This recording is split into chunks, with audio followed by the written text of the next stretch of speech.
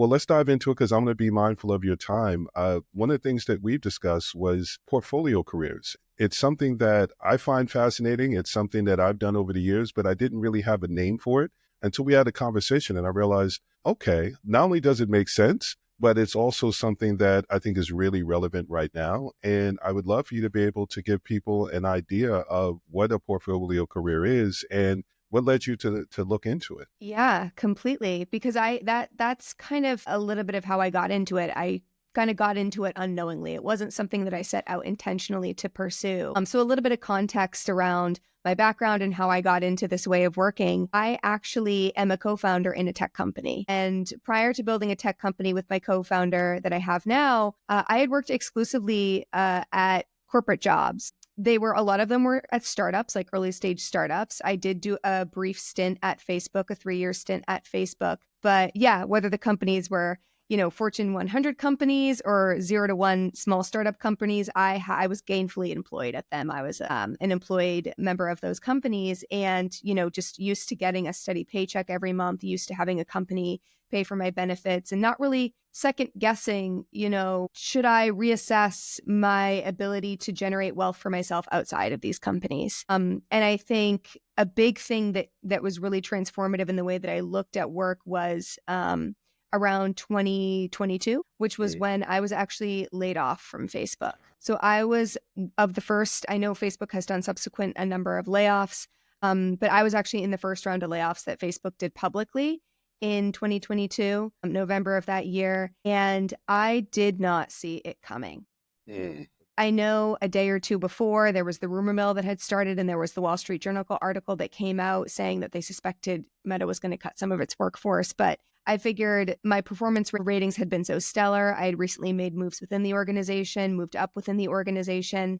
Nobody ever, at the time, nobody really thought this would happen to me. And I had a previous history of working at startups where layoffs were all the more common because those companies were bootstrapped. They had limited runway. So I figured, I'm working at a publicly traded company now. What are the odds that they're going to need to let go of my salary? But actually what ended up happening was my entire team was let go as a result of those layoffs. And our global VP ultimately ended up exiting the company as well. So it was not, it was not anything anyone could see coming. And when that layoff happened, I was incredibly, incredibly privileged to be in the place where I got a very generous severance package. And I know that that's not necessarily the case of a lot of folks who are undergoing layoffs today, but I had a big safety net when I was laid off. Financially, I was still operating from a place of abundance, of safety, but in terms of how I felt, I did not feel safe.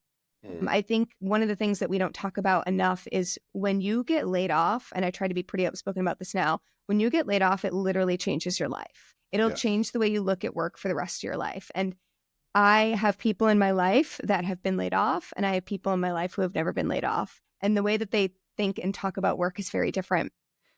And while I don't wish this on anybody, those of us that have gone through and weathered the uncertainty of, a tenuous relationship with work and not knowing whether you're going to wake up and have a job the next morning, you just start to think differently about how can I build some resilience, right? How can I build some certainty in the wake of uncertainty that is this job climate? So I will say after I got laid off from Facebook, I did go work at another startup pretty quickly thereafter. But even while I was working at that startup, when I started to get contacted about things like consulting opportunities from some of these expert talent networks, whereas previously I would have said no, I started to say yes, because I figured what's the harm, right? In making myself really valuable and continuing to kind of find ways to accrue value outside of just my corporate 9 to 5. And I just always liked having that little secondary source of income on the side.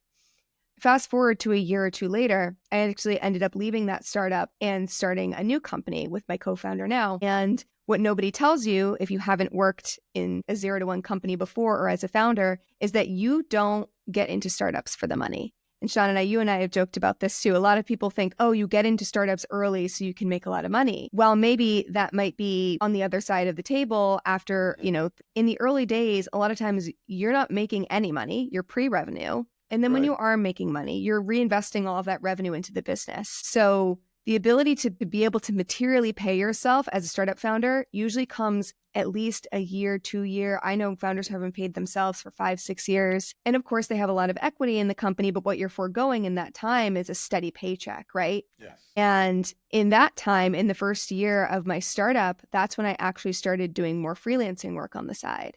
Because, me and my husband, we wanted to be able to afford a certain standard of living, which is not crazy high, but we just wanted to make sure we were having our basic needs met. We could, have an apartment. I have a chronic disease. I have very expensive copays on medications. And I said to myself, I can't wait 5 years for a paycheck. So while we were building this startup on the side, I started looking into freelancing opportunities. And that's kind of how I started to dip my toes into the waters of freelancing. Very nice. A lot to unpack there. History is coming back to me. I'm thinking about all of the experiences that I've had over the years. And you've touched on several versions of it. I remember being younger. We talked about the record label days. I remember there was a woman that worked at Atlantic Records.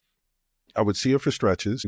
She sat right outside the receptionist's office. So as soon as you came through the door on the third floor, you would see her. And I used to always say hi to her. And then there were some times where I didn't see her. And basically like a month went by. And then I saw her again. I'm like, oh my God, she must have got fired or something happened. And then I saw her again and she said, oh no, I'm a consultant.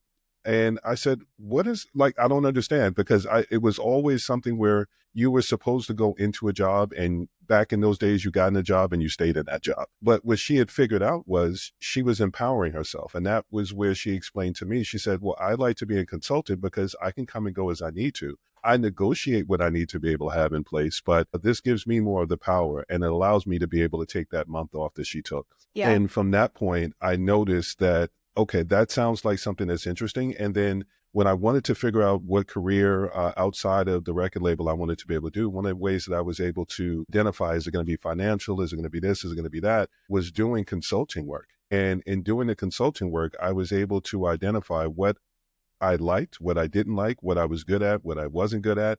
And it opened up the door for me to be able to learn more different trades. So I could go into some place and they'd say, well, you're going to be there for a month.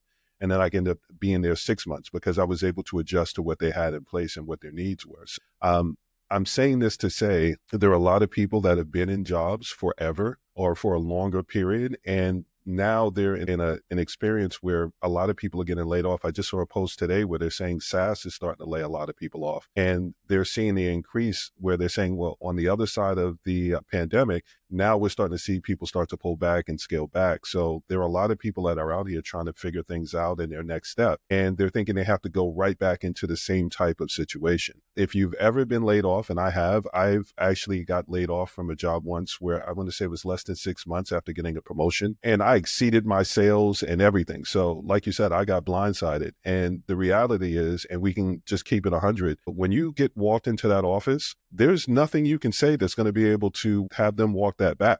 Yeah. And once you have that realization, then your next step has to be, what is my next step? So I love that you've created something and built something out where you're talking about this and you're giving people ways to be able to address it, because we talked about it before the podcast. I just recently had someone reach out to me over the weekend where they were saying, you seem like an encouraging person. It was someone that had seen my response on LinkedIn to different comments and things, and she was telling me what her struggles were. And as an engineer, she's saying, well, it's really hard for me to be able to find another job. It's something where you can submit, but there aren't a lot of jobs out there. And one of the things that I told her is most of the jobs that are happening are things that aren't getting posted. And you had mentioned the same thing. It is a networking environment now. It is something where you need to be able to know someone. And she had mentioned someone said that they would introduce her to someone and then they didn't get back. So it's something where if you've never been in that experience before, it is extremely overwhelming.